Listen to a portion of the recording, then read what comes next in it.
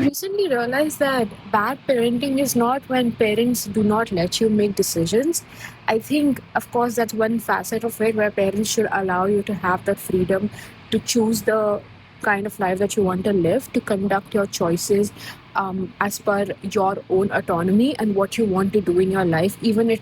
does not have to be just in terms of career, but even in the kind of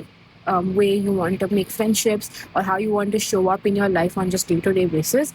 I think a bigger problem with parenting is that they want you to make right decisions on your own. Which is to say that in very early ages of our life, especially I think a lot of Indian parents do this, where they do not, where they let their children to make the decision for themselves, but at a gunpoint that it has to be correct. And if it is not correct, they will either ridicule you or they will make sure that you feel that you have made a very big mistake that you cannot come back from. And the problem with this is that it restricts the ability for people to make decisions later on in their life. This shows up like you even want to like go to a restaurant, you have to ask your friend what kind of restaurant you want to go for, because you just sort of reduce that trust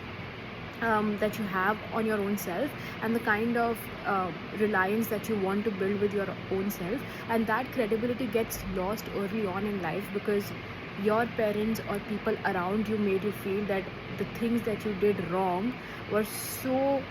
blatantly irreversible that you cannot go back from it. And just because you want to avoid that fear, you are outsourcing every decision in your life. And I think that it's very important that as we grow older and we become more mature, that we have to do this constant rewiring of our brain where we are allowed to make decisions which turn out to be bad. And I think it's very important for parents to not just encourage independent thinking, but also to encourage how to cope with mistakes and not ridicule or overly criticize them, for them to have some sort of independent decision making future in future and not really feel bad for things that are out of their control really.